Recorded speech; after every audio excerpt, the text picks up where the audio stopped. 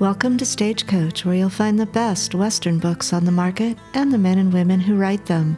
This podcast is brought to you by Dusty Saddles Publishing, home of the best-selling authors in the Western genre.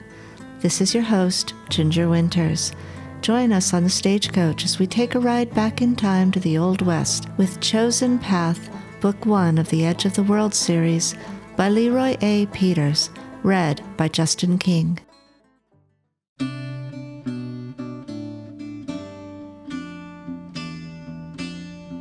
Chosen Path, Edge of the World Series, Book 1, by LeRoy A. Peters, read by Justin King. Chapter 1. Master John! Master John! Shouted Edward as he came running up to the main house from the field. John Allen and his eldest son, John Jr., quickly looked up from the paperwork that contained plans for their cotton business. Edward was running as if the devil himself was after him. The black slave came to a halt at the porch, almost out of breath, his eyes wide with shock and fear. Surprised at the slave's expression, John Allen asked, "Oh, what's wrong, Edward?" John had no idea what could have put such a scare in Edward. The Allen plantation was known for its fairness, despite owning the 100 slaves that worked on his cotton fields. It was rumored that there were no mulatto babies born among his slaves, and a black woman, slave or free, was safe on the Allen farm. "So what has Edward so pale?" John wondered. "Master John, it's Miss Abigail, Reverend Hancock's little girl." Edward was by this time almost to the point of crying. John Allen's expression grew more serious. 14-year-old Abigail Hancock was the only daughter of his best friend, Reverend Nehemiah Hancock. "Well, what about her?" he asked, his voice trembling with apprehension. "She was found down by the creek, sir. Somebody beat her and... Oh, God!" Both John and John Jr. jumped to their feet at his words. "Well, where is she now?" asked John Jr. "Your brothers, Master James, Robert, and young Jason are carrying her right now. They sent me ahead to tell you." Father and son sprang into action.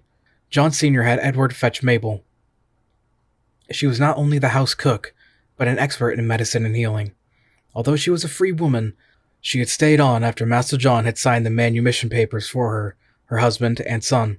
Whatever happened to Abigail Hancock, Mabel would be able to fix and heal, at least physically, thought John Sr. when Abigail was brought into the house, and John Sr. saw her for the first time.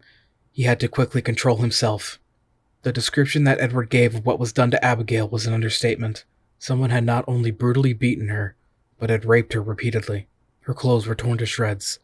She was almost naked and barely conscious. John Sr. was the only one who was outraged. His youngest son, Jason, and madly in love with her, was even more so. Alice, John's wife, immediately ordered to have Abigail sent to the master bedroom. Mabel was not far behind and quickly got to tending her. "Abigail?" asked Alice. "Can you hear me, child?"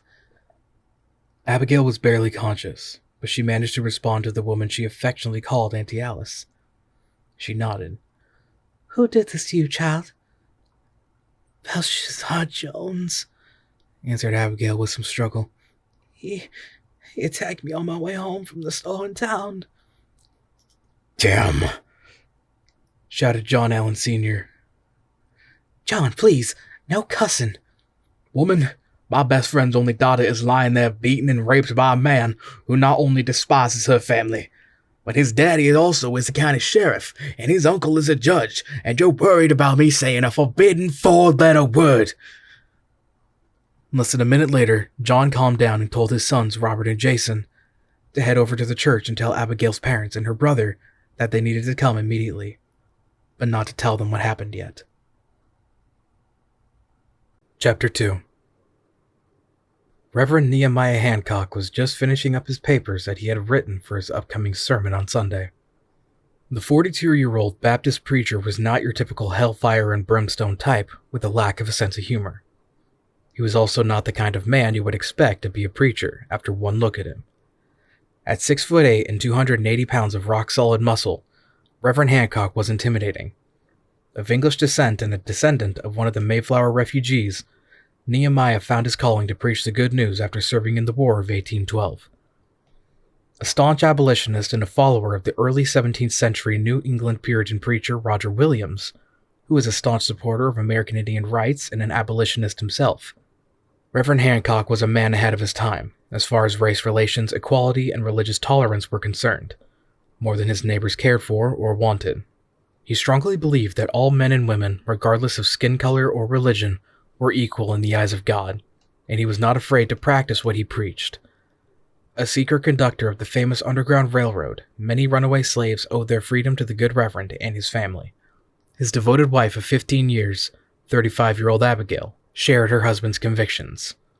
While most marriages of that time were based on necessity, the marriage of Nehemiah and Abigail was truly love at first sight. Born in Harrisburg, Pennsylvania, the daughter of Scottish immigrants, Abigail MacDonald moved to Baltimore, Maryland, when she was 19, looking for a job as a teacher. It was there she met Nehemiah, a rock farmer's son, who was gentle as a lamb but tall as Goliath. After a year of courtship, the 27-year-old future preacher and 20-year-old schoolteacher were married on Valentine's Day in 1805. On January 1, 1806, Abigail gave birth to fraternal twins, a girl which Nehemiah named after her mother and affectionately called Little Abigail. Then 2 minutes later, a son, whom Abigail called Azariah Daniel Hancock.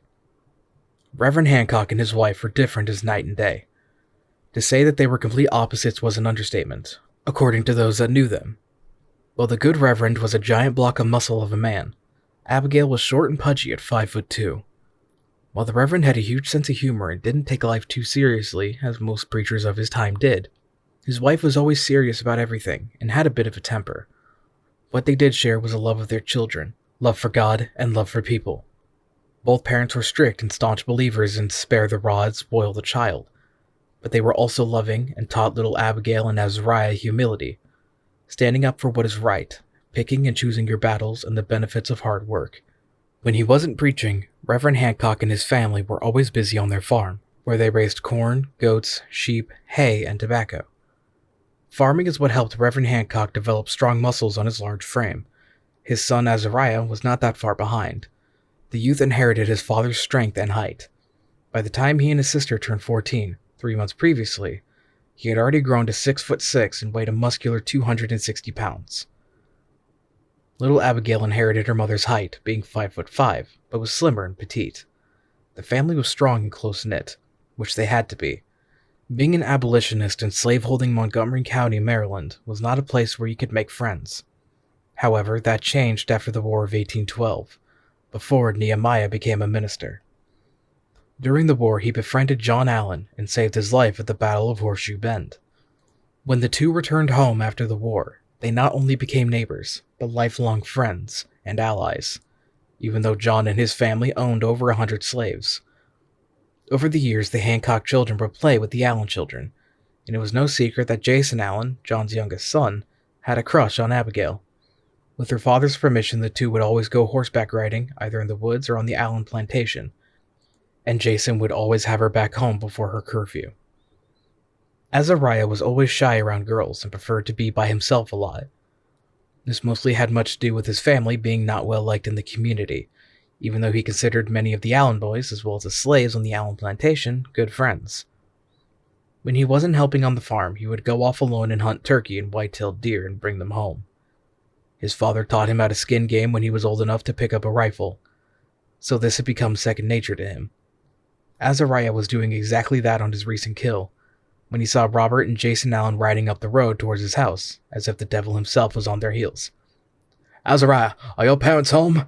asked Robert, who was older than both his brother and Azariah by 6 years. "They're inside the house," answered Azariah. "What's wrong?" Jason was about to answer, but his brother stopped him. Hearing the commotion, Reverend Hancock stepped outside and was about to greet the young men, but quickly sensed that something was wrong. "Reverend," said Robert, "you, Mrs. Hancock, and Azariah better come with us." "Well, what is wrong, Robert?" asked the Reverend. Robert hesitated, but then decided to tell him. "It's Abigail, sir. Jason and some of our servants found her down by the creek." Not even 20 minutes later, Reverend Nehemiah Hancock and his wife Abigail were at their daughter's side at the Allen plantation. John and Alice explained to them what she told them, and Nehemiah could not contain his rage after seeing what Belshazzar Jones did to his daughter. Not even his wife had ever seen him that angry. "Stay with little Abigail," said the Reverend. Abigail did not like the sound of that. Where do you think you're going? She demanded. Just stay with our daughter. She will need you when she wakes up, he responded. No, Nehemiah, she needs both of us, said Abigail as she stood between her husband and the door. John and Alice, who were listening, stood next to her to keep Nehemiah from doing something rash. However, it was Mabel who spoke. Reverend Hancock, don't go do nothing foolish, she said. Miss Abigail's right. Your daughter needs you, and you will be no good to her if you're dead. Mabel is right, Nehemiah, added John. I know how you are feeling right now. You forget I have 3 daughters of my own, and little Abigail is like my own daughter.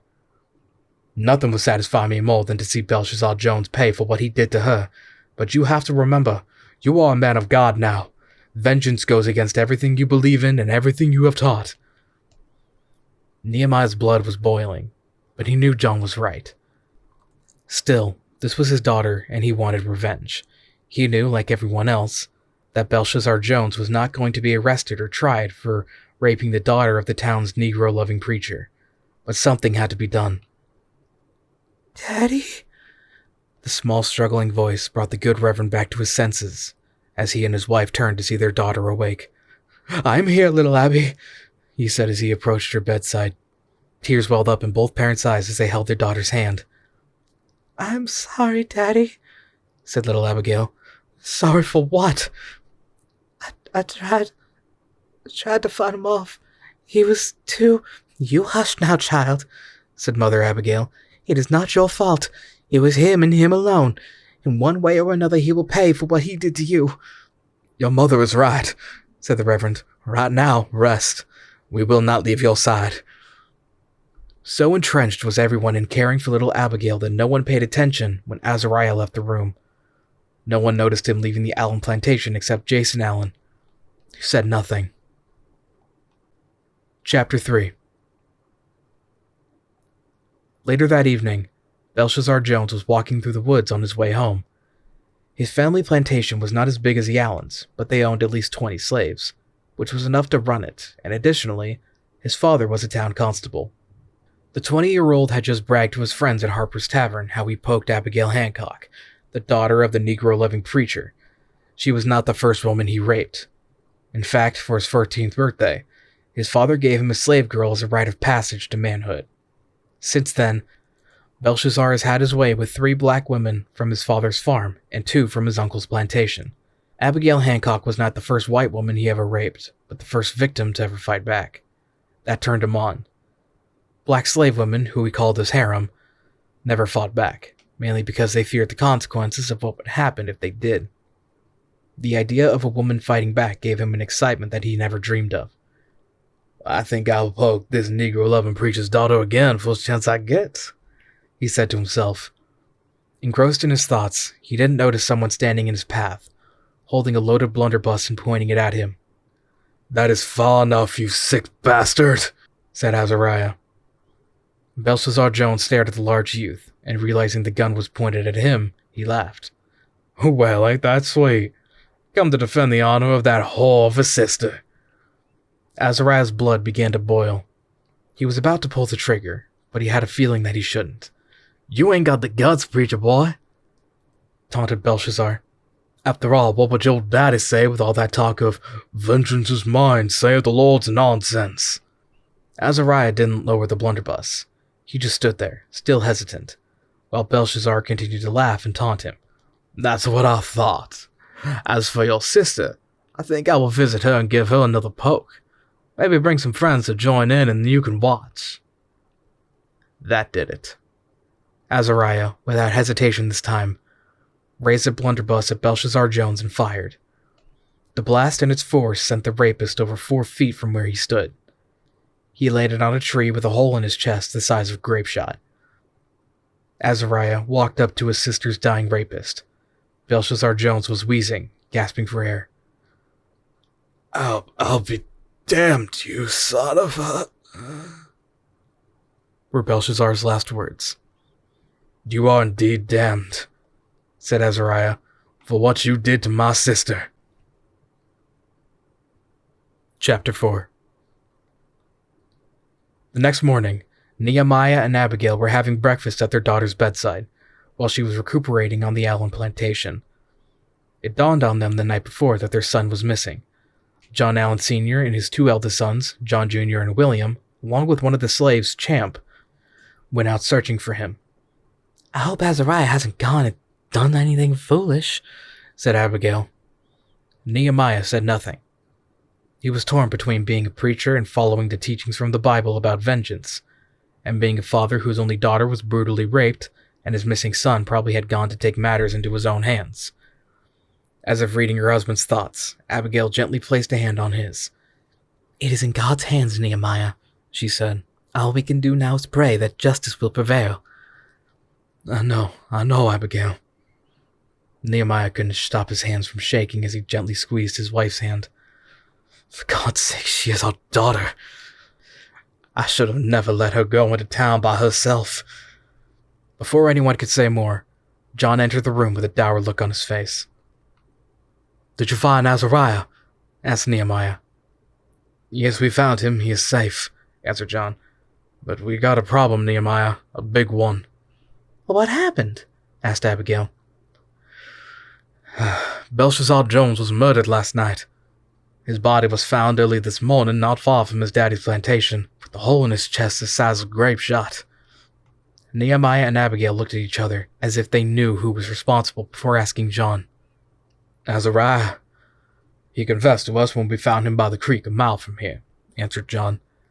"I have him hiding under my barn, and it won't be long before Sheriff Jones comes calling with the lynch mob." "Oh, sweet Jesus!" shouted Abigail. Nehemiah and John calmed her down while little Abigail woke up. "Daddy, what's happening?" she asked. Seeing no reason to lie to her, Nehemiah gently sat next to her bed and calmly told her what her brother did. Tears welled in her eyes, mainly because she was concerned about what would happen to her brother. As expected, Sheriff Frederick Jones and his so-called deputies showed up on the Allen plantation. He, like everyone in Montgomery County, knew that the Allen and Hancock families were close friends, and when he could not find Azariah Hancock at his home or his daddy's church, the Allen plantation was the next stop. When Belshazzar's body was found, he suspected that it had to be either the good Reverend or his son. He had heard in town that Belshazzar had his way with little Abigail Hancock, not that he gave a damn. He hated the Hancocks. To his way of thinking, Negroes were inferior and were born to be made slaves, and any white person who said otherwise was trash. As far as trash went, Reverend Hancock was on the top of Sheriff Jones's list. He hated John Allen and his family just as much, because of their friendships with the Hancocks. Problem was, Sheriff Jones was afraid of both the good Reverend and John Allen, mainly because both of them had fought in the War of 1812, and Jones himself had seen the Reverend in a brawl or two, before and after he became a minister. But now that he had the whole town with him, he wasn't as scared. He still didn't know which Hancock killed his boy, whether it was the father or son, but he was going to find out, and would not rest until one or both of them had a rope around his neck. As he and his posse rode on the plantation, they were immediately stopped by John Allen Jr. and William Allen, who, along with 10 of their field slaves, were armed. "What can we do for you, Sheriff?"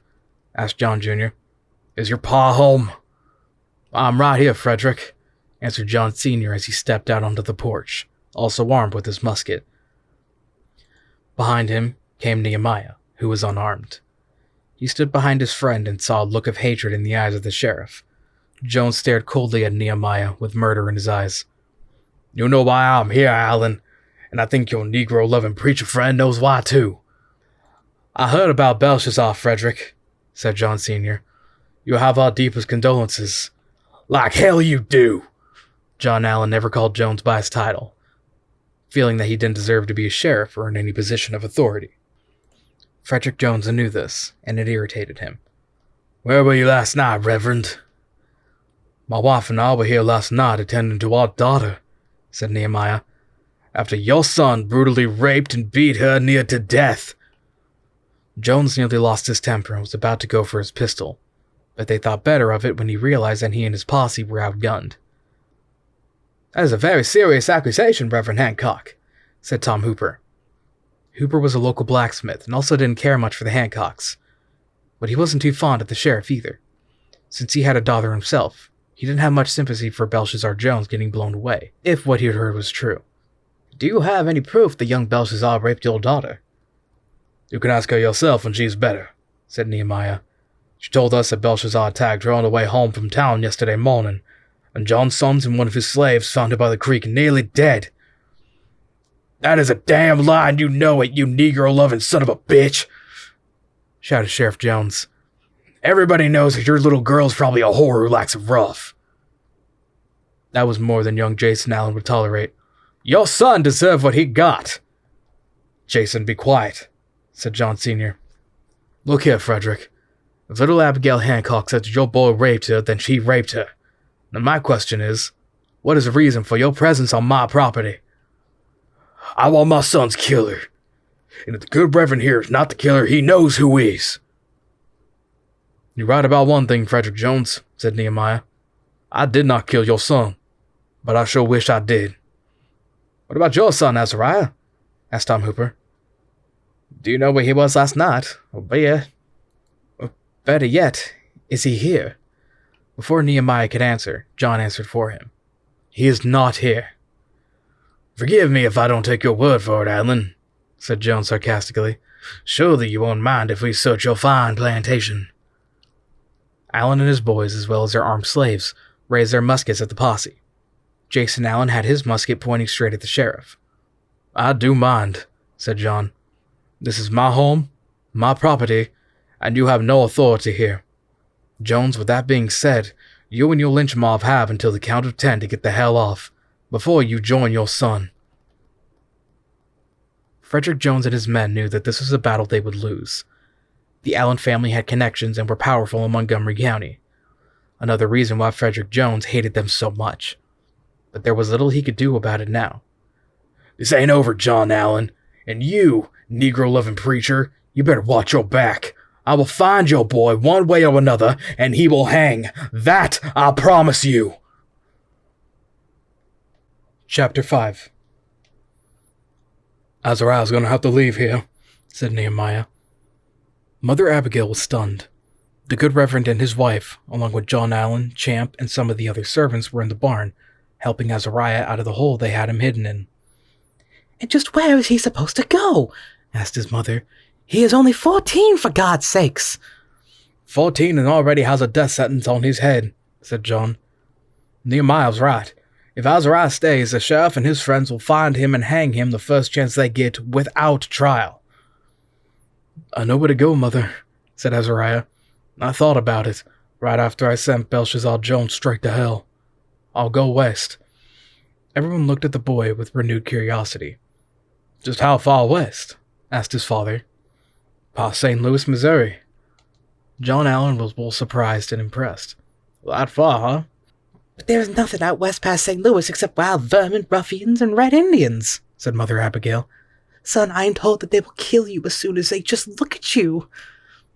Mother, it's not like I have much of a choice now, do I? Responded Azariah. I would rather take my chances out where Lewis and Clark had traveled than stay here and end up with a rope around my neck. Azariah's mother was about to say more, but her husband stopped her. Our son is right, Abigail. No matter how much it hurts us, he has a better chance out west than staying here. Tears welled up in Abigail as she gave in. Azariah hugged both of his parents, while John had Champ and the other servant prepare a horse for him. A little while later, around midnight, Alice had Mabel bring cornbread, hardtack, and 2 canteens of water to the farm for Azariah's travel. Azariah still had his father's blunderbuss that he used to kill Belshazzar. His father carried that weapon with him all through the War of 1812, while he was in the army. Azariah was about to give it back to him, but his father decided to let him keep it. John Allen provided Azariah with a Pennsylvania rifle, along with 2 powder horns and a butcher knife. Allen also gave the boy $500 for his journey. Satisfied with everything, Azariah was ready to go. It is time, he said. Wait, said Abigail. She quickly ran back to the main house and returned with the Bible. I want you to have this, son. We don't know where you are going or how far, but just remember the Lord is with you, always. Azariah was hesitant to take it, but his father strongly urged him to. I know what you are feeling, son. I have felt it many a time, but your mother's right. Wherever you are going, You must not forget who your God is, and you must keep him with you and let him guide your path." Azariah took the Bible and put it in his saddlebag. "Tell little Abigail that I love her, and I will never forget any of you." With those last words, Azariah rode off the Allen plantation and into the middle of the night, saying goodbye to Maryland. It was the beginning of spring in mid-March of the year 1820. Chapter 6. A few weeks later, near Lawrenceburg, Tennessee, 12-year-old John Wesley Crockett, along with his younger siblings and half-siblings, had just completed their chores on the family farm and were washing up when their father, the famous frontierman and veteran of the War of 1812, Davy Crockett, got home from work. "Hey, get your schooling done today, boys?" he asked John and his younger brother William, who was 11. "We sure did, Pa." "Was it fun?" The boys shook their heads. The former frontiersman and Indian fighter laughed. "Great. Money well spent," he said. Since the war ended almost 6 years previously, the native Tennessean, who preferred to be called David instead of Davy, managed to start several successful businesses while raising a family and working as a justice of the peace. Additionally, for the past 2 years, he was head of the 57th Regiment of the Tennessee Militia as their lieutenant colonel. During those years, however, he suffered a tragedy. His first wife, Polly, who was the mother of John, William, and their sister Margaret, died nearly 5 years previously. However, David would remarry a few months later to Elizabeth Patton, a widow, and he would raise her 2 children, George and Margaret Ann, as his own. Like his first marriage, his second one was happy. David and Elizabeth welcomed a son, Robert, who would be 3 in September, and a daughter, Rebecca, who would be 2 in December. When he wasn't with his family or doing his duties as a public servant, David was running what was probably his most successful business that helped provide for his family, the water-powered grist mill. He also ran a powder mill and distillery on Shoal Creek. However, those who knew the man knew he preferred to spend time with his family. Not having a close relationship with his father, David Crockett was determined to be a better father to his children than his father was to him.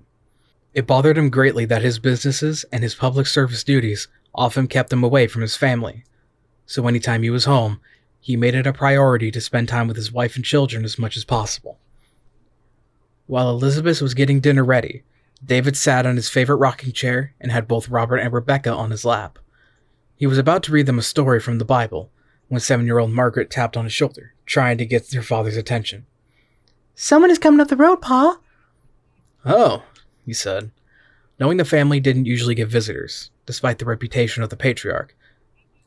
David thought it was strange that someone would visit his homestead just as the sun was setting.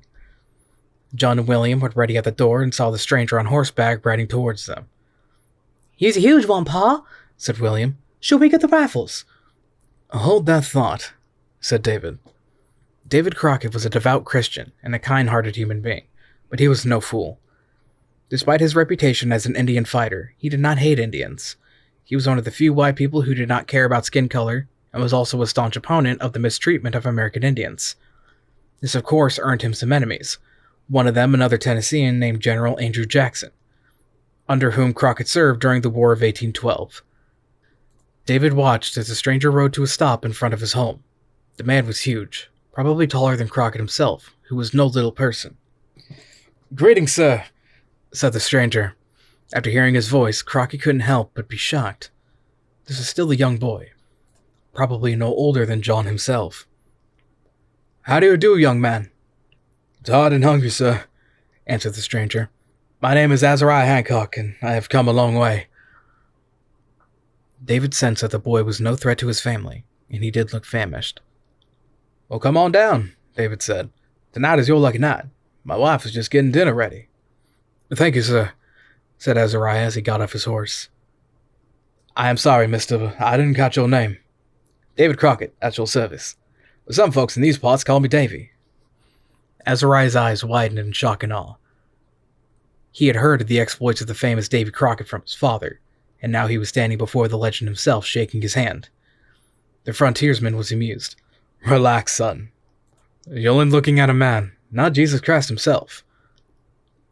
My father served in the war against the British at Horseshoe Bend. I wonder if you knew him." "What was his name?" "Nehemiah Hancock," said Azariah. "He is a preacher now." "I see," said David. How old are you, Azariah? I just turned 14 this past January 1st. 14? Exclaimed David. You look like you're at least 30. David Crockett couldn't get over the fact that Azariah was extremely tall for his age. However, he also sensed that the young boy was either hiding something or running from something, or both. Well, why don't you come on in? He said as he introduced Azariah to his family. These here are my eldest boys, John and William, and my daughter, Margaret. Azariah shook hands with the older Crockett children, and was quickly introduced to George and Margaret Ann, as well as the babies, Robert and Rebecca. Elizabeth brought dinner to the table after the introductions were made. During dinner, David and Elizabeth noticed that it was probably a while since Azariah has had a decent meal. After dinner, and when he was more relaxed, they decided to break the ice.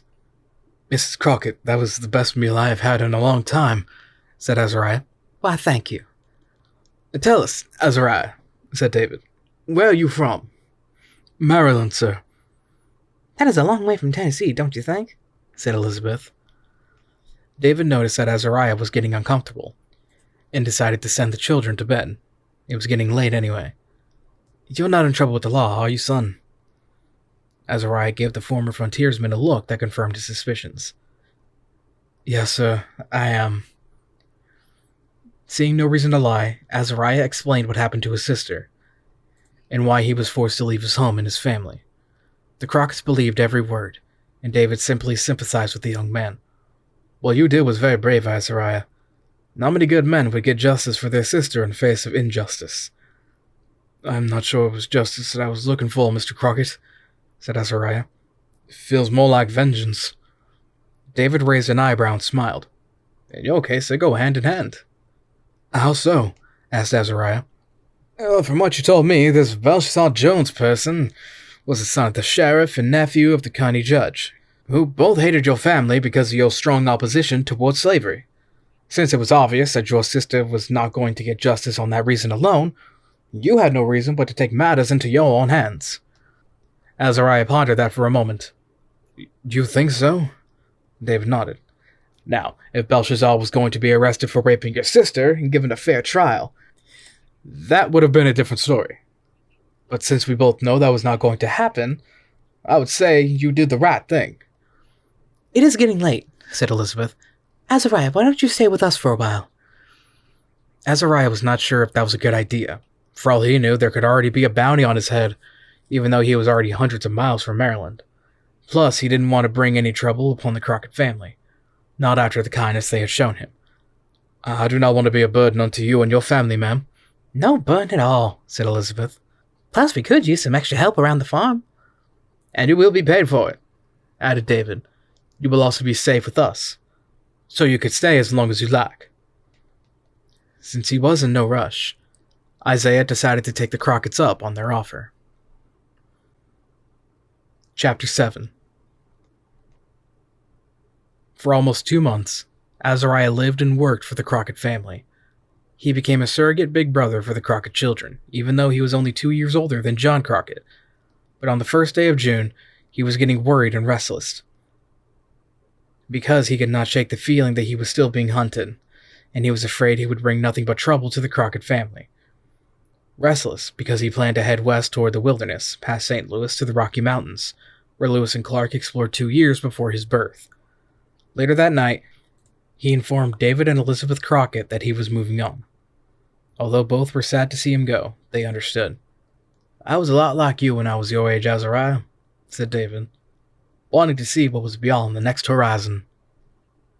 I am happy and grateful for what you and Mrs. Crockett have done for me this past couple of months, said Azariah, but I am still wanted for murder back in Maryland, and I don't wish to take the chance of bounty hunters showing up on your doorstep, looking for me and putting your loved ones in danger. I could not live with myself if that ever happened. We understand, Azariah, said Elizabeth. Our children will miss you very much, especially John and William. You three have become close since you arrived. Ma'am, I never had the pleasure of having a little brother or sister, so I guess being close to them was not that difficult for me. Well, when will you leave? Asked David. First thing in the morning, sir. Good. We will have an extra horse, some food, as well as some supplies for your journey, said David. You do not have to do that, sir, responded Azariah. But David would not be put off. "Nonsense! The good Lord in his holy word said it is better to give than it is to receive. You have worked for everything you deserve, so I will hear no more of it." "Just remember to say goodbye to the children before you leave in the morning," said Elizabeth. "I will, ma'am." Before calling it a night, David, Crockett, and Azariah sat outside on the front porch for a while.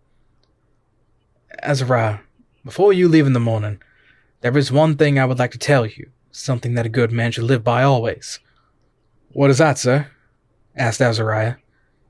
David Crockett paused for a moment, and then answered, "Before you make a decision, make sure it is the right one, and go on ahead."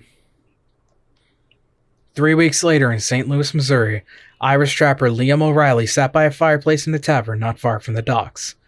He arrived in St. Louis from the Rocky Mountains a few days previously to sell his plues. Beaver plues sold up to $6 a pound in St. Louis, more than they did at many trading posts up and down the frontier, where trappers such as O'Reilly had no choice but to sell them for less than that. Despite having a strong dislike for the still-growing city of St. Louis, O'Reilly often made the long travel from the west into town to sell his plues from both his winter and spring trapping seasons for better prices. However, doing so was dangerous. Traveling from the Rocky Mountains took weeks, sometimes months, especially when a man had heavily laden pack mules or pack horses.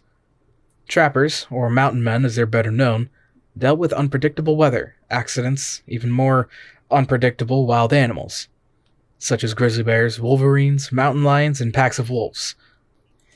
Not to mention countless of American Indian tribes that roamed the West. Some were friendly to the mountain men, others were not. Most, if not all the tribes, both friendly and hostile, considered the white men to be invaders, and rightfully so. After all, Indians had been living up and down the plains and the mountains from the Mississippi River all the way to California since time immemorial. Suddenly, white men started coming into their land around the mid-1600s. They were coming from the north from Canada and from south from Mexico. Lewis and Clark showing up from the east around 1804 to 1805 were just the latest. At first, white men came to trade and trap beaver for the pelts. That was not a problem for the tribes initially. But once the invaders started bringing alcohol and herding and attacking Indian women, the relationship between trappers and traders and the tribes started to unravel. The inevitable introduction of smallpox made things a lot worse. However, despite these problems, the relationship between the American Indian tribes and the white men, at least in the case of the mountain men, was not too big of a problem compared to the later decades, in which more and more settlers were coming. The fur trade years were probably the most peaceful times between Indians and non-Indians alike, because there were not many non-Indians other than trappers like Liam O'Reilly living in the Rocky Mountains. They made up less than 2% of the population west of the Mississippi River during the summer of 1820. Hostile Indians were not the only problems trappers faced. The biggest threat the trappers faced was each other. American Indians were at least more honest when it came to who they liked, disliked, and trusted. Nothing got a trapper killed more quickly than his racial ignorance. Many a lone white man who came across other white men, or group of white men in the Rockies, paid the ultimate price when they thought that just because a stranger was of the same skin color that he was safe. No man was more savage than a white man. This was something Liam O'Reilly was taught by his friend and mentor, the late John Coulter. The 35-year-old Irishman arrived in St. Louis when he was 15, back in 1805. He met the famous mountain man a year later, when traveling up the Mississippi with other two greenhorn trappers. Coulter had just been discharged from the Corps of Discovery by Lewis and Clark and took a liking to the Irish teenager. Liam learned a lot from Coulter, and he also learned that he loved trapping and hunting and living among the Indians. One tribe in particular was the Northern Cheyenne. While working for the Missouri Fur Company in 1809, Liam was hunting near the Powder River at the mouth of the Yellowstone, near modern-day Terry, Montana. He brought down a full-grown cow elk and was about to skin and gut it when a deadly wolverine came by and challenged a 19-year-old mountain man for his prize. O'Reilly won the battle with a perfect thrust to the beast's belly, but not before the animal took a chunk from his right side. While trying to stop the blood flow before it got infected or he bled to death, a Cheyenne hunting party passed by and found him. They not only managed to heal him, but put him on a travois and took him and the elk and wolverine carcasses back to their village. It was there that his life changed forever, at least according to him. O'Reilly learned the Cheyenne tongue through the universal sign language that trappers and Indians used to communicate with each other. He had hunted with them and even helped to fight their enemies, the Crow, Blackfeet, and the Uta. In 1814, he fell in love with a 16-year-old Cheyenne girl named Raincloud and gave her father 20 horses for her hand in marriage, which the father accepted graciously. Liam and his bride moved deep into the Beartooth Mountains, where they lived in a cabin that he had built for them a few months before, while they were courting. The marriage was a happy one, with the birth of their daughter Constance in February of 1815, during a visit to the Cheyenne. However, tragedy struck, that summer in June to be exact. While he was hunting, a Crow war party attacked the cabin and murdered Raincloud and the baby. When Liam came back and found his wife and daughter murdered, he hunted down the war party. By the time he reached them, he counted 10 of them, 9 adult warriors, and a young boy possibly on his first war attack. Liam was filled with rage and a thirst for vengeance and attacked the war party armed with 2 muskets, 4 pistols, and 2 Cheyenne tomahawks. He waded through them like a berserker. He successfully killed all of them except the young boy. He was wounded in the process, but not badly. Despite what they did to his wife and child, Liam could not bring himself to kill a boy. So, he spared him, and told him to tell all Crows that that day they made an enemy of him. The boy nodded and was allowed to flee, but not before giving Liam the name Raging Bull. The name stuck with him from that fateful day on. After taking the heads of the adult Crow warriors and burying his wife and infant daughter, OReilly left the mountains and went to the summer camp of his adopted people to find his in-laws and mourn with them over the loss of Raincloud and the baby. 5 years to the day later, the Irishman sat in a tavern, thinking about Raincloud and Constance. Knowing that the life of a trapper was dangerous, and that living in the wilderness at the edge of the world was so dangerous, didn't diminish Liam's pain. He enjoyed the company of his in-laws, when he visited them during the late spring and early summer months before going to St. Louis to sell his plues. But since the death of Raincloud, he always felt an emptiness. She was so much in his thoughts he didn't notice the voluptuous Spanish barmaid who approached him while he was sitting by the fireplace in the tavern. "Could you use some company?" The Irishman slowly looked up at the lady. He was impressed by her tanned skin and black hair. She had a seductive smile along with ample cleavage that seemed to burst out of her low-cut dress. She appeared to him to be at least in her mid to late 20s, so she was no child. Finding no reason to be alone, he invited her to sit. She graciously accepted. "I haven't seen you around here, have I?" she asked in her thick Spanish accent. Liam gave a handsome smile and slowly shook his head. "I don't come to St. Louis much," he said in his Irish brogue. "Last time I was in this tavern was 14 years ago." "Dios mío!" exclaimed the woman. "What brings you back?" OReilly just shrugged. "Life is too short, I guess. So I thought I would come and visit to see how much the place has changed." "Babilla is my name," said the barmaid, offering her hand. The trapper gently shook it. "Liam OReilly." "Where are you from, Liam?" "Born in Dublin, Ireland.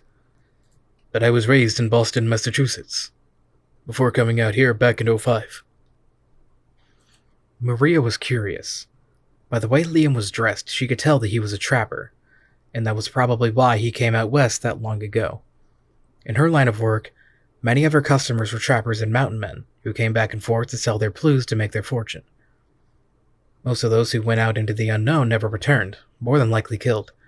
"Do you come from the wilderness out west?" she asked. "Aye." "What's it like?" Liam thought for a moment, then smiled. "It is the Garden of Eden. We're close to it." "You must love it to venture out there as long as you have," said Maria. "I do," responded Liam. "I have kin out there. Well, more like in-laws, but kin none the same." For a moment, Liam thought he saw the disappointment in Maria's eyes. "You're married," she remarked. Liam turned back to the fire and sighed for a moment. "I was." Maria realized she touched a sore spot. "I am sorry, Signor Liam. I did not know you were a widower." No apologies necessary." It was quiet for a moment. But then Liam asked Maria something no man had ever asked her. "How come you never married?" Maria was surprised by the question. "Women like me don't get married, at least not to decent gentlemen. I disagree, said Liam. You seem intelligent as well as beautiful enough to find a decent gentleman to sink your claws into. Maria giggled and blushed when she realized that the trapper just paid her a compliment. For the next hour or so, they talked. The more they talked, the more Maria found herself liking the trapper, and even invited him to spend the night with her in her room free of charge. However, Liam respectfully declined. Nothing against you, lass, he said. The only woman who I have been with was my dear wife. May God rest her soul. And I'm not ready for that again. Maria looked at him in the eyes and could tell that he was telling the truth. Well, I better get to move on, said Liam. The Rockies await. Oh, here is $10 for the company. It has been greatly appreciated. Gracias. As he stood, Maria didn't realize how tall the Irishman was. Probably 6'4" and weighing a good 270 pounds of muscle. Not to mention he was extremely handsome for a trapper.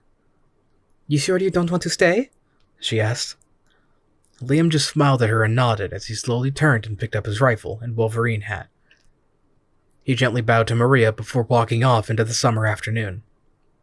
As he left the tavern, he accidentally bumped into a much taller and larger man who wasn't paying attention to where he was going. Sorry, sir, said the stranger. O'Reilly was shocked after hearing the stranger's voice. He quickly realized that the stranger was still a teenager, but looked like a full-grown man. No harm has done that, he said. You must be new in town. You could say that, said the stranger. You know where I can find a place to eat? O'Reilly raised his thumb and pointed to the tavern he just came out of. Tell me, lad, how old are you? 14, sir, said the stranger. Liam gasped. 14? You look like you're at least 30. The stranger laughed. You were the second person to say that to me. Oh, and who was the first? David Crockett. Liam was about to guffaw, then stopped when he realized the young boy was not joshing him. He had heard of the famous frontiersman, but only a few who lived outside the state of Tennessee ever met him. You're serious, lad? You met the Davy Crockett? Met him, said the stranger. I lived with him and his family for almost 2 months. Bloody hell! Exclaimed Liam. Liam O'Reilly is my name. Liam extended his towards the young man, who accepted and shook it. Azariah Hancock. Well, what brings you to St. Louis, Azariah?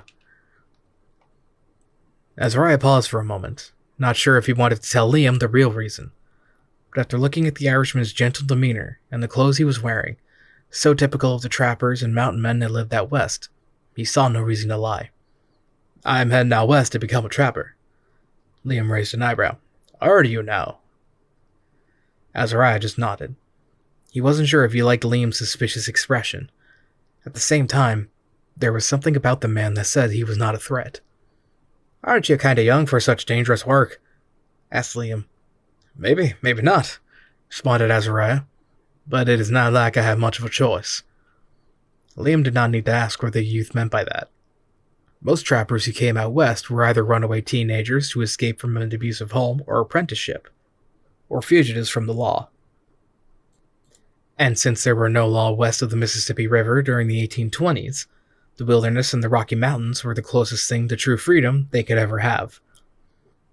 Most of the black trappers were runaway slaves who fled plantations in Missouri, Tennessee, and Kentucky. Very few black trappers like the famous, or infamous, Edward Rose were free men of color. Liam O'Reilly had met and befriended many trappers both white and black. However, Rose was not among those friends. The majority of the people that he considered his true and closest friends were Indians, mostly from his adopted tribe, the Northern Cheyenne and their allies, the Northern Arapaho and the Lakota. However, there was something about Azariah that Liam took a liking to. He couldn't pinpoint it and decided to not express it until both he and the young lad were comfortable with each other. You hungry, lad? Starving, answered Azariah. I have some money to pay for my dinner, so you don't have to go through all the trouble. Really? Asked Liam again with a raised eyebrow. I didn't steal it, said Azariah, if that is what you are suggesting. Not at all, lad, answered Liam. But if I was you, I wouldn't go announcing that you have money here in St. Louis. Why? Because a lad of your age with enough money in his pockets to buy his dinner or more will attract the wrong attention. answered Liam. From both the law and from those who break the law. Azariah understood and filed that advice in the back of his head. Knowing that he understood, Liam patted Azariah on the shoulder and invited him inside the tavern. Come along, lad. Let's fill your meat bag. The two entered the tavern and sat down at a table by the entrance. Azariah looked Liam up and down and automatically figured that he was someone you didn't trifle with. He also noticed a scar that lined his left cheek as if he had been in a knife fight. Other than that, Liam was almost as tall as he was, and he noticed that they both had red hair. Azariah's mother was a red-headed woman, and he inherited that, while his twin sister inherited their father's blonde hair. Liam signaled Maria over to the table, who was happy to see him return so quickly.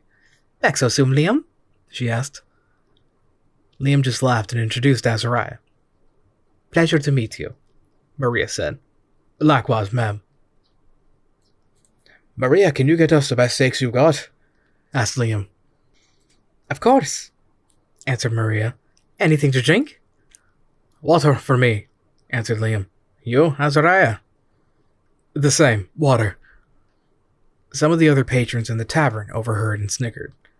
No one had ever heard of a trapper in a tavern drinking water over whiskey or anything that contained alcohol. They were also surprised that since Liam was Irish, he hadn't consumed anything but water since he got there. However, Liam, Azariah, and Maria paid them no mind.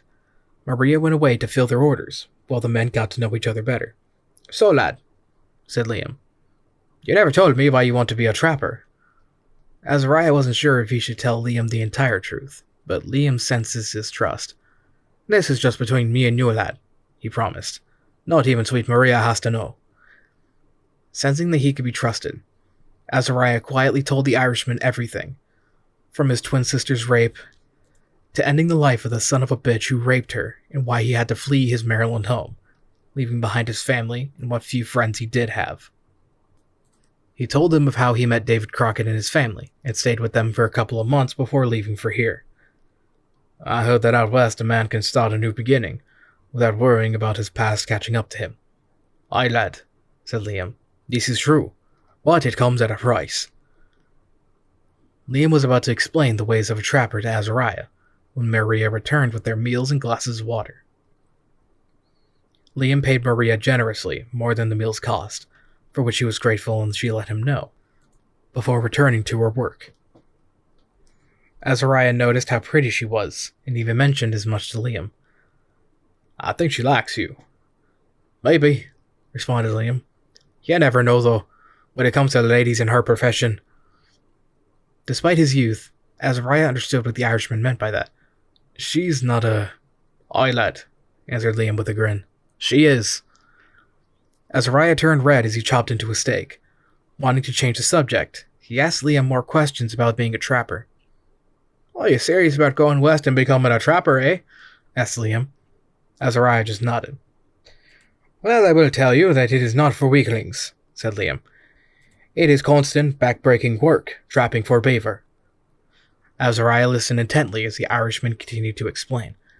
There are two trapping seasons, the fall season and the spring season, and in both cases the lakes and rivers where trappers go to trap beaver are freezing, and it feels that way sometimes.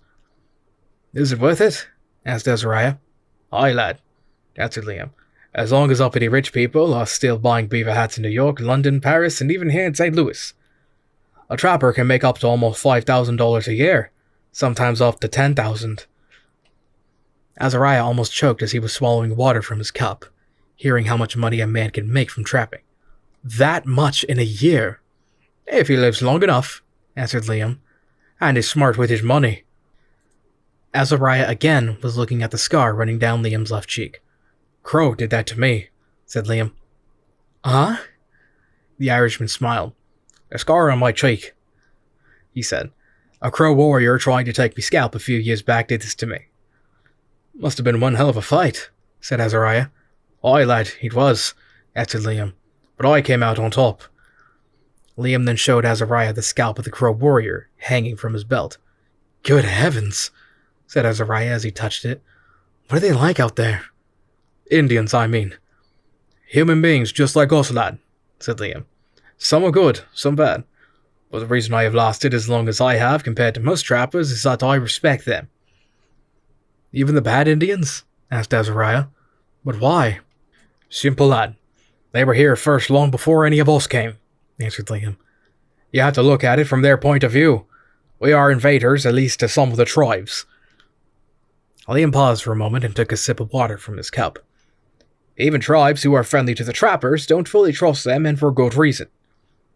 Which is? Asked Azariah. We come into their land and take from it, without giving back, abuse their women, and in some cases, bring a plague of smallpox down on them by giving them infected blankets.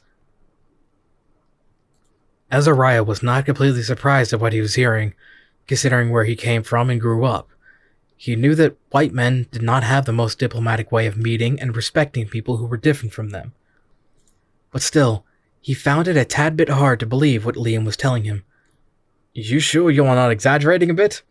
Nope, answered Liam. I have seen it done myself, and it is no wonder a lot of them either don't like or trust us. How long have you lived out west? Asked Azariah. Going on 14 years now, thereabouts. If it is that bad, then why do you stay? Liam smiled. Freedom, lad, he answered. I learned a long time ago that there is more to a man's life than money, and that is freedom. Liam paused for a second to think. When I was about 18 years old, I was in my second year going into third year as a free trapper in the Rocky Mountains. He paused again as he reminisced. It was me and John Coulter who trapped up and down the Yellowstone and beyond, he said. By this time, we had both made enough money from selling our beaver plumes to live like kings here in St. Louis. But every year we stayed in the mountains to trap and explore, looking for what was over the next hill. Sounds like an adventure, said Azariah. It is, lad, responded Liam. Then Manuel Lisa comes and starts a Missouri Fur Company back in '09. And I and John decide to trap for him and sell our plumes to his company, instead of returning to St. Louis every year. Liam stopped again to take another sip of water and a bite of his steak. When he was done, he continued, It is around that time I was living among the Cheyenne Indians, who often resided near the Powder River region. What are they like? Asked Azariah. Liam smiled as he put the explanation together in his head. Proud and wonderful people, he said. Don't get me wrong. They can be fierce as any warrior tribe when they are provoked. But for me, you would not meet a more honest and honorable people than them. Besides their friends there, they are Arapaho and the Lakota. You married? Asked Azariah. Liam gave the youth a slight look that troubled him. Azariah took it as a sign that he may have touched a nerve. I meant no offense, he said. I know you didn't, lad, said Liam. One of the key lessons about being a trapper is to be careful when it comes to asking questions about one's personal life. I understand, said Azariah as he returned to eating. Now, to answer your question, yes, I was married, said Liam. I am widowed now. I am sorry to hear that. I appreciate it. After both had finished their meal, Liam and Azariah took a walk outside the tavern. The sun had just set over St. Louis, and Liam was planning on getting ready for his journey back to the mountains the next day. He contemplated taking Azariah with him, and training him to become a trapper and mountain man. Hey, do you still wish to become a trapper and move west, lad? Absolutely, answered Azariah. I would consider it an honor if you took me with you and taught me how. Liam was flattered, and had secretly decided that he was going to take the youth with him anyway. He liked Azariah, and knowing his story, admired his grit. Plus, Azariah would not only be safe under his tutelage, but far, far, far from the grasp of the law. I was planning on leaving tomorrow, lad. But since you wish to come with me, that means you will need supplies and new clothes for the journey. What is wrong with the clothes that I have on now? Asked Azariah. Liam chuckled. Where we are going, you won't last a winter in the mountains or the plains without proper clothing. Azariah looked at his clothes. They were good for living on a farm, but then he looked at how Liam was dressed. He wore a buckskin shirt and pants that were highly decorated with beads from top to bottom. He even wore moccasins that looked like they were more comfortable to walk in than the boots he was wearing. Don't fret, lad, said Liam. Tomorrow we will get you a new coat. At least that will sustain you for winter. Your rifle seems okay, but you need supplies and some extra ammo. What about the clothes that you wear? asked Azariah. "They don't sell them here in St. Louis," answered Liam. "Again, don't fret. Where we are going, you will have a brand new buckskin shirt and pants made for you in no time." "I am grateful for this, Liam," said Azariah. "I promise I will give you my 110%, and I will not let you down." The Irishman smiled at the young man's confidence. "Of that, lad, I have no doubt. I think we're going to be excellent partners." Chapter 8. 3 weeks later, the duo was following the Mississippi River. They had left St. Louis 2 days after they met, and they had just passed what would be known as modern-day Independence, Missouri, a week previously. They were now entering Omaha country when they spotted their first herd of buffalo. Azariah, who was riding his brand-new black stallion that Liam bought for him back in St. Louis, gawked and awed at the shaggy beasts. The horse that he rode from Maryland, a brown stallion, had now become one of the 2 new pack horses he acquired thanks to his new mentor. He also bought a brand new Hudson Bay red and yellow Mackinac coat. However, he did not wear it yet because it was still summer, nearing the end of June to be exact. Once they saw the herd, Azariah became astonished. He had heard about the shaggy beasts that were 3 times the size of a horse, but he had to see it to believe it. Now that he was seeing for the first time, he was completely awestruck. "Oh, magnificent, aren't they?" said Liam. "They're beautiful." The Irishman snickered. He remembered his reaction when he first came out west and saw his first herd of buffalo. "They're delicious, too," he said. "To most of the tribes out here, the buffalo is more than just food." "Oh," said Azariah. "What else are they used for?" "Why, just about everything," answered Liam. "Nothing on the buffalo goes to waste. Their hide makes great blankets, their stomachs are often used as containers, and many of the body parts are used for a variety of things that are needed." Liam called to a halt and signaled Azariah to slowly step down. "What are we doing?" "Hunting," answered Liam. "Nothing satisfies this coon's belly like fresh buffalo meat, especially the ribs, liver, and tongue." It was clear to Azariah that they were going to be there for a while, so he and Liam set up camp near the river a mile from the herd. Then they got their rifles and pack horses and slowly rode up to the herd. Liam silently told Azariah to watch him first, and then follow his example. Azariah was an apt student. He watched as the Irish trapper loaded his Pennsylvania rifle, took aim, and fired. In a split second, he brought down a full-grown buffalo cow. Azariah was both amazed and relieved that the herd appeared unconcerned with the downed female. He was afraid that they might stampede from the gunshot. He realized that would not be the case once Liam reloaded and quickly fired his rifle again, bringing down a bull this time. "All right, lad," said Liam. "Your turn." Azariah obliged and loaded his Pennsylvania rifle, which was one of 2 rifles that he owned. The other was his father's blunderbuss. Carefully repeating the action of his mentor, Azariah picked the closest animal, which turned out to be a full-grown bull, aimed and fired. The beast went down, convulsing after being hit. Liam patted the youth on his back, congratulating him.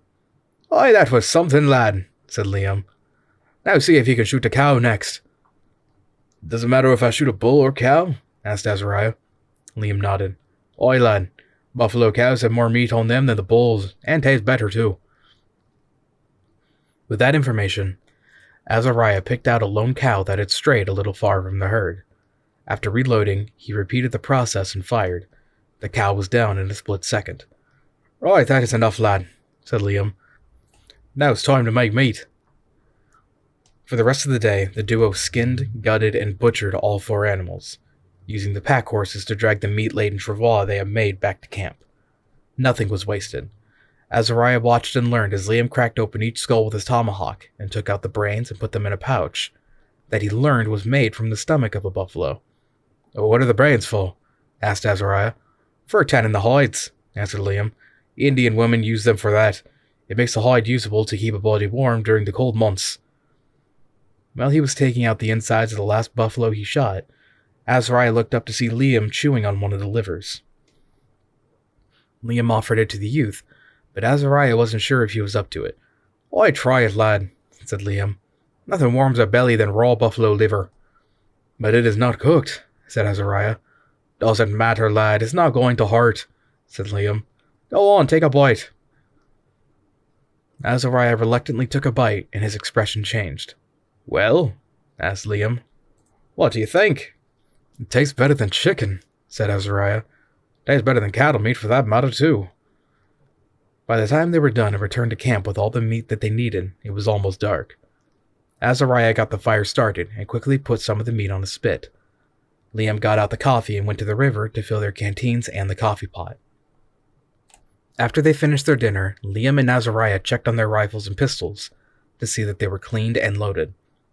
After the inspection and assured that the weapons were primed, Azariah went to check on the horses, while Liam helped himself to some more coffee. As the animals grazed on the grass where they were hobbled, Azariah rubbed them down and gave them some apples he brought from St. Louis as a treat. Satisfied the animals were secure, he returned to camp and found Liam smoking a pipe, humming. Liam? Answered the Irishman. Can I ask you a question? I don't see why not. It might be personal, said Azariah. Liam just smiled. Don't worry, lad. If I feel you're invading my personal life, I will let you know. What made you come out west? Aye, interesting question, said Liam. To be honest with you, lad, I just got sick and tired of living in Boston, I guess. Azariah was a little surprised. I thought you were from Ireland. Aye, I am, said Liam.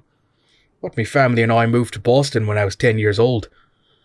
How many brothers and sisters do you have? I am the sixth of 8 children, answered Liam. 5 boys and 3 girls. Azariah thought for a moment. That is a big family, he said. Do you miss them? Liam snickered. Hell no, he said. Don't get me wrong, I love me parents and siblings, but being the youngest son in a family of 8 kids is not fun. Liam was quiet for a moment. Besides, I hate the city, he said. I wanted to see what was out west, explore the unknown, as you would say. Could you tell me more about the Indians? Asked Azariah. Oh, what is it about them you would like to know? Azariah thought for a moment. He had never even met an Indian, and the only information he had on them was what Liam had told him so far. What are the women like? He asked nervously. A huge grin came across Liam's face. Oh, well, lad, he answered. You come across some tribes, they will give you a woman. As a wife or for something else? The Irishman chuckled. Both, he answered. Each tribe is different, but in the end, if you show that you are worthy, you will more than likely end up getting yourself a bride for a good price. Azariah was a little surprised. They sell their women? Oh, I know what you're thinking, lad, said Liam. And you're wrong, to a point. Indians don't see giving their women to worthy men for a price as slavery. How so? Asked Azariah. When a warrior wishes to marry a young lady, he must go to her father first, said Liam. The father would demand that the would-be suitor give him a certain number of horses for his daughter's hand in marriage. Like a dowry. Oh, I see, said Azariah. All the tribes do this? Some, answered Liam. Every tribe is different. Liam paused for a second to refill his pipe and lit it again. Now, many warriors who go on raiding expeditions against other tribes will sometimes capture women from those tribes. Azariah was shocked. What do they do to them? He asked. Most of the time, women from an enemy tribe who are captured and adopted into the tribe of the warrior who captured them, said Liam. After a certain amount of time, she eventually ends up being the wife of her captor. How often does that happen? A lot, answered Liam. What if she doesn't want to be adopted or end up being the wife of her captor? Said Azariah. She isn't forced against her will, is she? It happens, answered Liam, but it is rare. At least from what I have seen from living among the Cheyenne. Azariah was quiet for a moment. Having no experience with women in general, the information that Liam was giving him piqued his curiosity. The closest he ever came to having any experience with a girl was 2 years ago, when he managed to get one of his classmates, Corinne Jackson, to play doctor with him at his house. However, his mother managed to intervene before he got the little lady on the operating table. You mentioned each tribe is different when it comes to courting a lady, he said to Liam. Just how different? Well, I am no expert, answered Liam, but I do know that if you wish to court a Cheyenne or an Arapaho woman, you'd best keep your hands to yourself until they become your missus. Wow, exclaimed Azariah. Are they that strict? Liam nodded. A Cheyenne and Arapaho are known for their self-control or self-discipline, he said. Sex before marriage is a huge no-no among them. Azariah just laughed. My parents would be interested in them, said Azariah. They take the Holy Bible literally, especially when it comes to self-discipline. Now it was Liam's turn to laugh. I doubt the good Lord of your parents had the virgin chastity belt in mind. Azariah was surprised. The Cheyenne women wear chastity belts? Arapaho women too, from what I hear, answered Liam. But didn't that go out during the Dark Ages? Asked Azariah. Don't get me wrong, I am all for chastity and abstinence, but that has to be extreme, even by Indian standards. Liam chuckled.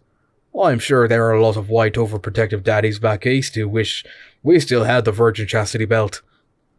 Liam began to yawn and realized it was getting late. Why, we better get some sleep. We got a long ride tomorrow. Chapter 9. The next few days were uneventful as the duo continued to head north. They stuck near the river in case they needed to refill their canteens, but did not lower their guards for 1 second. Then on the 4th day, they saw them. Aye, we've got company, said Liam. Is your rifle primed? Azariah nodded as he saw some Indian riders appear from over the horizon, coming from the north. They didn't look threatening, although they were armed. However, taking a page from his more experienced partner, the youth checked both his rifle and blunderbuss and hoped for the best, but expected the worst. Azariah quickly realized Liam was smiling as the Indian riders slowly approached them. I know these men, said Liam. They are Lakota. Are they hostile?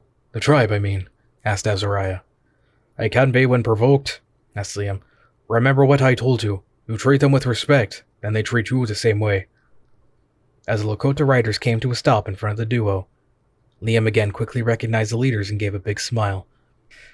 Well, I'll be damned, he shouted, then started speaking in the Lakota language. Standing Wolf, my friend, it has been a long time. Greetings, Raging Bull, said the tall Lakota warrior known as Standing Wolf. Liam turned to an older Lakota man, who had streaks of gray hair, but was well-muscled and had noticeable scars on his chest. There were 10 riders in the group, and all but the older men were wearing buckskin shirts and pants. The man was shirtless. And how are you, High Cloud? Asked Liam in the Lakota tongue to the old man. High Cloud smiled at Liam and nodded. Life has been good to me, Raging Bull, answered High Cloud. Aye, it must be good for you, old friend, said Liam. Either you are failing to get any older, or there must be a youth portion out there that I don't know about. Everyone except Azariah laughed. Since he didn't speak any native tongue, he couldn't understand a word Liam and the Lakota men were saying. However, he did relax a bit since it was obvious these men were friends, not enemies. So, Standing Wolf, I take it you must be out hunting, Liam remarked. Standing Wolf nodded, then turned his attention to Azariah. Who is your new friend? I am sorry I'm being rude, said Liam. My brothers, this is my friend Azariah. The man had a hard time pronouncing Azariah's name. High Cloud, however, managed to say it just as it sounded. Azariah, allow me to introduce you to Standing Wolf, said Liam. He is war chief among the Ogalla Lakota and a fine fellow of this side of walking on water. Azariah smiled and extended his hand to Standing Wolf, who accepted it. And this fellow here is High Cloud, a medicine man of their people. Azariah shook High Cloud's hand, who looked at the young man strangely, as if he had met him before. It is a pleasure to meet you, said Azariah. Liam translated Azariah's greeting, and then introduced him to the rest of the men, most of them young boys, not that much older than himself. Standing Wolf said something, pointing at Azariah. Liam translated. Oi, Standing Wolf asks how old you are. I am 14 years old, Chief Standing Wolf, Azariah answered, as if he was speaking to someone of authority. When Liam translated, the chief and the medicine man were surprised. High Cloud said something and everyone, including Liam, laughed. What did he say? Asked Azariah. He said 14 winters. You look like you've seen at least 30, said Liam. Azariah just shook his head and smiled. I've been getting that a lot. At that point, High Cloud spoke again and signaled everyone to dismount. He wants to smoke the pipe with us, said Liam. He said there is much to discuss, and it is about you. Azariah was shocked. Me? Liam nodded. What about me? Asked Azariah. Liam just shrugged and said, Damned if I know, but if they want to smoke the pipe with us, then we should accept their invitation. Azariah didn't argue. Remembering his mentor's earlier advice about respect, he quickly dismounted and followed Liam and the Lakota warriors as they picked a spot not far from the river. As they sat in a circle with their legs crossed, each man passed the pipe after smoking it and giving thanks to Wakantanka, which meant Great Spirit or Great Mystery in the Lakota tongue. High Cloud never took his eyes off Azariah until the pipe was given to him. He went through the ritual, thanking Wakantanka for life and new friends before passing it to Liam, who repeated the process before passing it to Azariah. Watching the warrior's example and that of Liam, Azariah gave thanks to Jesus Christ for new friends, freedom, and life, before smoking the peace pipe and passing it back to Standing Wolf, who started the ritual. Liam OReilly was impressed with his new pupil, as were Standing Wolf and High Cloud. After the ritual was over, High Cloud spoke at length. Before Liam translated, he had a surprised look on his face as he looked back and forth from the medicine man to Azariah. High Cloud says he's seen you before, Liam finally said to Azariah. Now it was the young greenhorn's turn to be surprised. How is that possible? Liam asked High Cloud, and the medicine man spoke of a vision that Wakantanka gave to him last summer. In this vision, he was told that he would meet a young Washichu, Lakota for white man, boy, who walked like a grown man and stood almost as tall as a grizzly bear on his hind legs. Liam translated this to Azariah, who was both dumbfounded and curious at the same time. Is Mr. High Cloud sure that he has the right person? He asked Liam. Liam translated the question. The medicine man nodded and said more. When he was done, Liam translated. He said that the Great Spirit has chosen a path for you, said Liam. He says that you are a man with a good heart, and if you decide to walk this path, you will not walk it alone. Azariah's curiosity piqued. What does he mean by not walking this path alone? Liam translated the question to High Cloud. The medicine man smiled before answering. Liam and some of the warriors, including Standing Wolf, laughed before the Irishman translated the answer. He said a woman will be with you. A woman? Asked Azariah. What does he mean by a woman? Is he talking about a friend? Liam guffawed at the youth's naivety. Well, that is how getting a wife starts sometimes, he said, chuckling. Azariah's eyes were wide as saucers. The thought of him getting married as young as he was, and having very little experience with the opposite sex, was preposterous. Tell Mr. High Cloud that he must have the wrong person, said Azariah. I am too young and too ugly to be any woman's husband. Liam chuckled before translating Azariah's response. Now it was High Cloud's turn to laugh. The medicine man spoke as Liam translated. In my vision, the Great Spirit told me you are a man running from his past, he said. A very painful one. Both Liam and Azariah were shocked, for the Irishman never told High Cloud or any of the warriors why Azariah came out west with him, and he let Azariah know that he never told them. Are you running from your past, he who walks tall? Asked High Cloud. Liam translated the question. Azariah nodded and then asked, Who is he who walks tall? The medicine man pointed at him and said it was the name he had been given. Azariah couldn't believe what he was hearing. He wasn't even sure if he believed in the religious beliefs of the Lakota, but he was careful not to say anything disrespectful about them. Plus, he was wondering if Jesus Christ himself was putting him on the same path. His head was spinning with questions, especially about the woman who would supposedly walk with him on his chosen path. Can you tell me about this woman who will help guide me, if I decide to walk this path that the Great Spirit has chosen? He asked High Cloud. Again, the medicine man smiled before responding, saying, The Great Spirit does not say who she is or what tribe she is, answered High Cloud, but she will be a red woman from among our allies. Azariah shook his head in disbelief, after Liam translated. He had nothing against High Cloud. In fact, he already found himself liking the man, but he couldn't believe that a god, who the Indians called the Great Spirit, had chosen a path for him. He wasn't even sure if the god he called Jesus Christ, and who the Lakota called Wakantanka, were the same. He didn't want to sound or act disrespectful, but at the same time, he had learned a long time ago from his father that the Lord works in mysterious ways, and that sometimes faith itself shouldn't be questioned but accepted. As if reading the young man's mind, High Cloud spoke. "I know what you're thinking, he who walks tall," he said, while Liam translated. "You don't believe, or you're not sure if what he was said to you today is true or possible." Azariah nodded. High Cloud smiled and lifted his head to the sky as if he were in thought. Strangely enough, Azariah felt that the medicine man reminded him of his father, who would sometimes do the same thing when in a train of thought. "Faith is never easy to understand when the Great Spirit chooses a path for us," said High Cloud. "But it is real. A man of faith should learn and know to trust when he has been given this gift." "You sound like my father," said Azariah through Liam's translation. "Among my people, my father is a holy man like yourself." High Cloud grunted approval. "Then you understand," he said. "Wakantanka has chosen a path for you. Trust him, for it will not be an easy path to take, but you will not walk it alone." Chapter 10.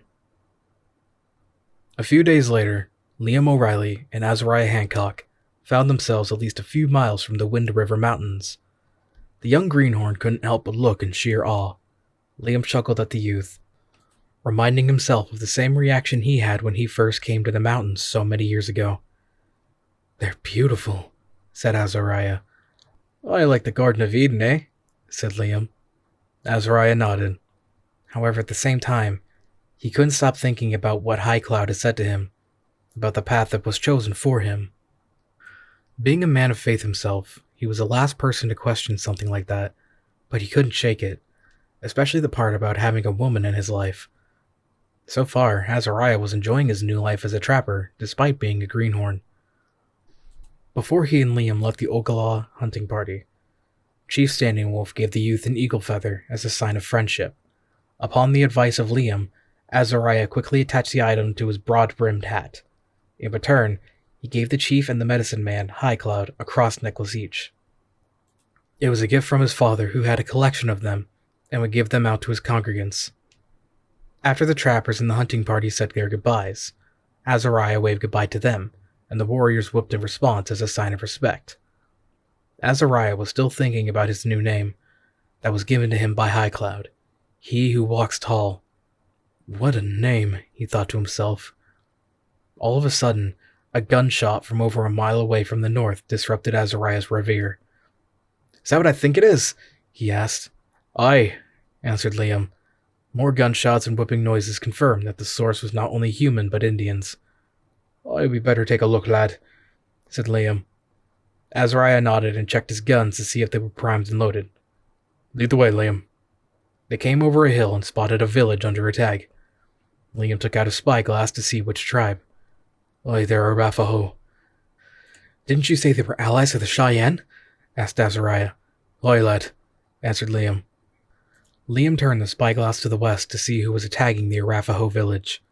His expression turned red like fire after he put down the spyglass. "Aye, the stinking crow!"